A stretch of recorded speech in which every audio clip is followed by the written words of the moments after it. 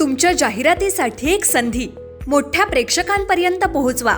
व्यवसाय असो किंवा इव्हेंट, विकासनामा सोबत जाहिरात करा. स्क्रीनवरील नंबरवर आजच संपर्क करा. विकासनामा, तुमचा आवाज, तुमची जाहिरात. तसंच विकासनामाला सबस्क्राईब करा आणि अपडेटेड रहा. तुम्हीच बोललात, मी काय बोलू त्याच्यावर? तुम्हीच परिस्थिती सांगितली. भीषण भीषण परिस्थिती चालू आहे आपल्या अख्ख्या राज्यात. मला अशा ठिकाणी आल्यावर काय बोलायचं कळतच नाही. शॉक लागून 2 मुली बिचाऱ्या हॉस्पिटल बेडवर आहेत महानगरपालिकेमुळे.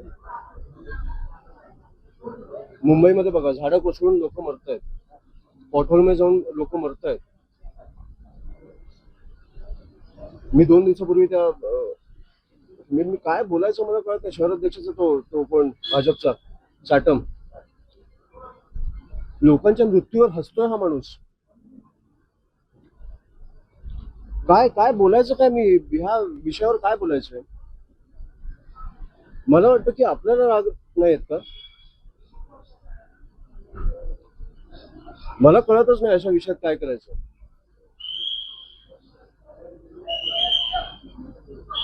सरकारी फार सिरियस होताना दिसत नाहीये सगळ्या.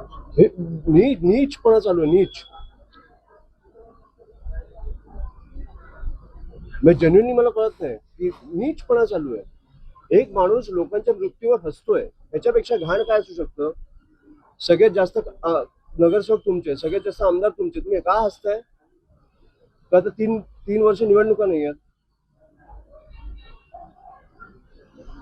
हा, असा निर्लज्जपणा मी आधी कधीच नाही बघितलंय. मला जेन्युइनली वाटतं. तर त्या दिवशी मला वाटतं की ते संजय दिना पाटील पत्रकारांना शिव्या घातल्या, त्याच्यानंतर ज्या प्रकारे पत्रकार बांधवांनी त्यांच्या प्रेस कॉन्फरन्सवर बहिष्कार टाकला, मला जेन्युइनली बघून आवडलं. म्हणजे पत्रकारांमध्ये हिंमत आहे. माझी एवढीच तुम्हाला विनंती आहे की ही हिंमत महाराष्ट्रासाठी पण दाखवा.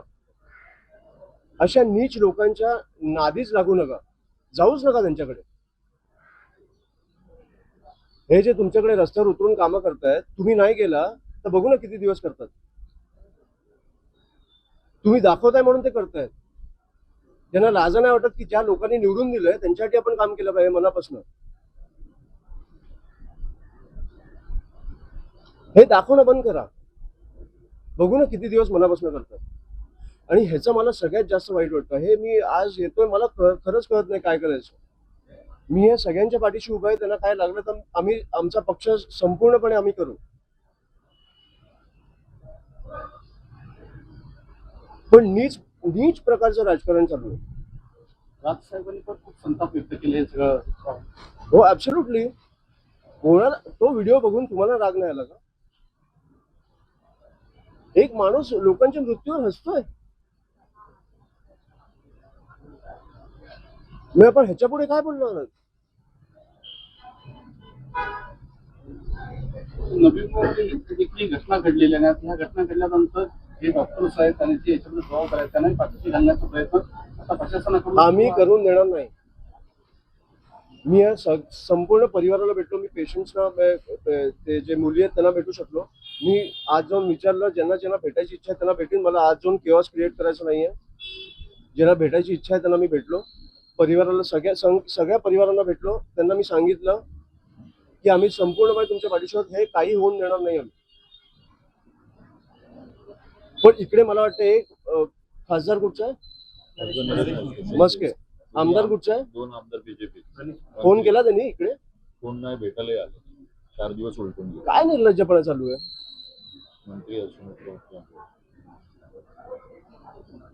काय ऑपरेशन टायगर लावून ठेवलं तुम्ही? तुम्हाला लाज नाही वाटत? उघडपणे तुमच्या तोंडावर लोक मरतायत आणि आपण पैसे देऊन आमदार, खासदार, नगरसेवक फोडतोय. निर्लज्जपणे सगळं चालू आहे.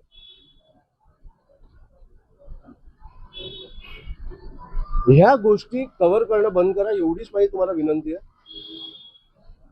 बाकी बघू आपण मग नंतर काय करतो ते. हे त्यांना कळलं पाहिजे की तुमच्यामुळे ते आहेत, त्यांच्यामुळे तुम्ही नाही आहात.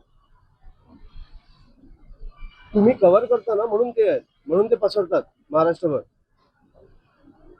त्यांच्यामुळे तुम्ही नाही आहात. तुमची या महाराष्ट्र जनतेची काळजी घेणं हे सगळ्यात आवश्यक आहे. आत्ता नीच प्रकार चालू आहे. आम्ही आमचं काम करतोय, तुम्ही पण तुमचं काम करा, एवढीच माझी विनंती आहे. एवढं मी तुम्हाला सांगायला आलोय, बाकी मी बघतो. मिसिंग लिंक कोसळलंय ते मिसिंग लिंक, बंद पडलंय. आणि मुख्यमंत्री साहेब बोलतायत की हे ट्रायल अँड एरर आहे. हे पहिला पावसाचा ट्रायल असतो. एक ब्रिज कोसळला समजा, तर उद्या तुम्ही सांगणार की हे आमचा ट्रायल आहे, आम्ही आता नवीन ब्रिज बांधू, आम्हाला आमच्या चुका कळल्या आता. आणि एक मिनिट, तुम्ही म्हणजे शिवसेनेला तुम्ही बोलता की भाजप सत्तेत होतं, महानगरपालिकेत होतं, आत्ता आमचा महापौर आलाय, वेळ लागणार काम करायला. तुम्ही त्यांच्यावर नव्हता? 25 वर्ष तुम्ही त्यांच्यावर नव्हता का? जिकडे राजसाहेबांना संधी मिळाली नाशिकमध्ये, एकही करप्शनचा आरोप नाही, रस्त्यावरती खड्डे नाहीत, नाशिक तुंबलं नाही, लोक मेली नाहीत. आपण ह्या प्रश्नावर कधी बोलणार आहोत की आपण फक्त ऑपरेशन टायगर करत बसणार आहोत? नीच प्रकारचं राजकारण चालू आहे, मी एवढंच सांगतो तुम्हाला. तुमच्या जाहिरातीसाठी एक संधी मोठ्या प्रेक्षकांपर्यंत पोहोचवा. व्यवसाय असो किंवा इव्हेंट, विकासनामा सोबत जाहिरात करा. स्क्रीनवरील नंबरवर आजच संपर्क करा. विकासनामा, तुमचा आवाज, तुमची जाहिरात. तसंच विकासनामाला सबस्क्राईब करा आणि अपडेटेड रहा.